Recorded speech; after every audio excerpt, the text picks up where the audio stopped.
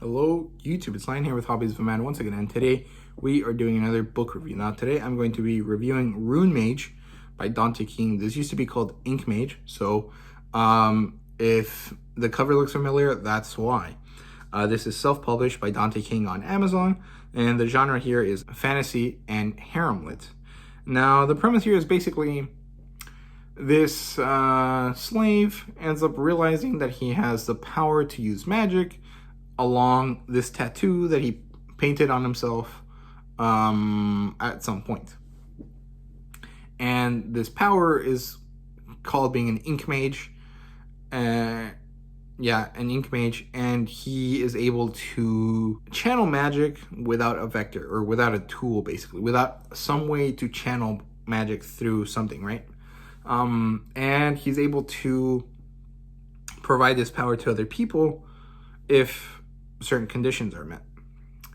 And then it turns out that it's basically a conspiracy, and that the people that are in charge right now, which I think are called arcanists, I don't know how to say it, but like, it's a conspiracy. They covered it up because they want to be the powerful ones, and ink mages basically remove their power because they allow people to channel magic without a tool.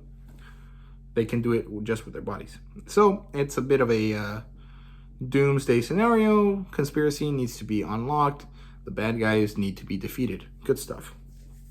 So you can actually get this book for free if you join Dante King's newsletter. He sends you this audiobook for Immortal Swordslinger and the book Dragon Atlas, which I did a review for up there.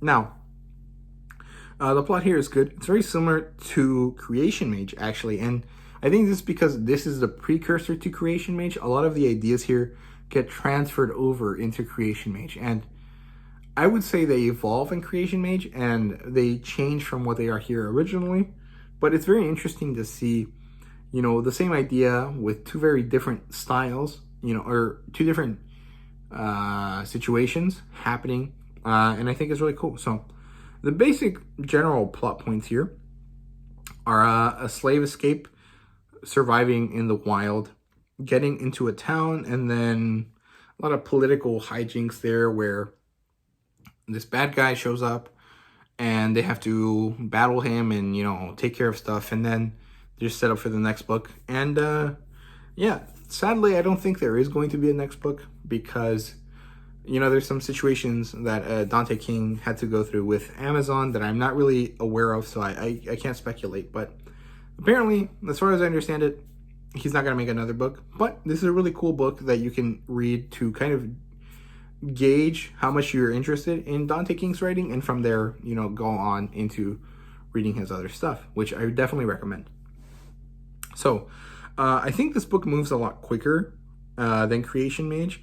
And the action is fun, but otherwise it's basically pretty normal for Dante King. There's not really anything crazy bad or anything crazy good. It's just a fun magic adventure where the main character is a guy and he builds a harem. Good stuff. Nothing wrong with this. Nothing out of the ordinary. Nothing really amazing either. It's just some good, feel-good stuff.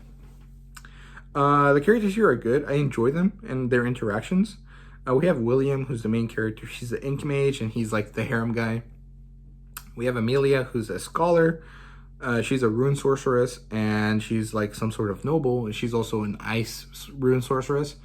She has an affinity towards ice primarily, right? So, And then we have Veronica, who's a mercenary mage, and she has an affinity towards lightning.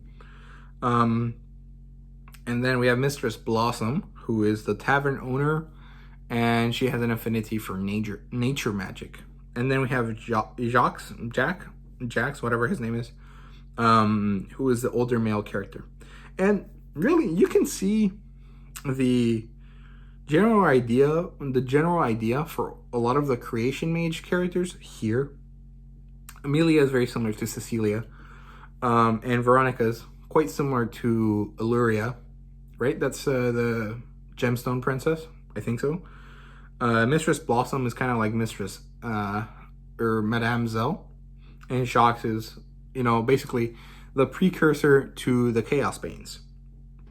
It's really good stuff. I really enjoyed it. I don't think there was anything particularly amazing with the characters, although I do enjoy Amelia interacting with William. I think she's really cute and really like gentle, and I really enjoy how she interacts with him. It's very nice. It's a bit different from Cecilia and Justin, but basically it's very cute, and I really enjoy how they interact. World building wise, it's interesting. I really like the elemental beasts and how you have to collect like gem hearts that they have, very similar to Stormlight Archive. And yeah, and then you pick up the stones, and he uses this dagger that's like a tattooing dagger special thing, which is special for ink mages. And he opens the gem, he sucks out the ink that's inside it. It's actually like magic blood, basically. And with that, he can make tattoos. And there's 5 basic elements, I think, and they each correspond to a different type of element. And obviously, there's 5 different types of elemental beasts. And basically, they go through and collect a couple gemstones of a bunch of different ones, and they get different tattoos for stuff.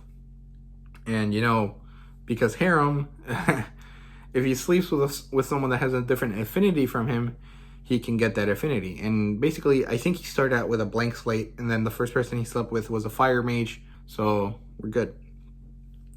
Yeah, the art for the cover could be better. I know who's supposed to be on the cover, but it just doesn't look that great. And I think it could use an upgrade, but I don't think that's going to be possible since, this isn't going to be a series that he's going to get any money from. So it's understandable. Yeah, fan service, good stuff. The scenes were good, mostly well done. I mean, the character interaction was there. The enjoyment that they get out of it was there. The reason why they, have a moment is there as well. Everything was good. No problems, nothing crazy wrong or anything.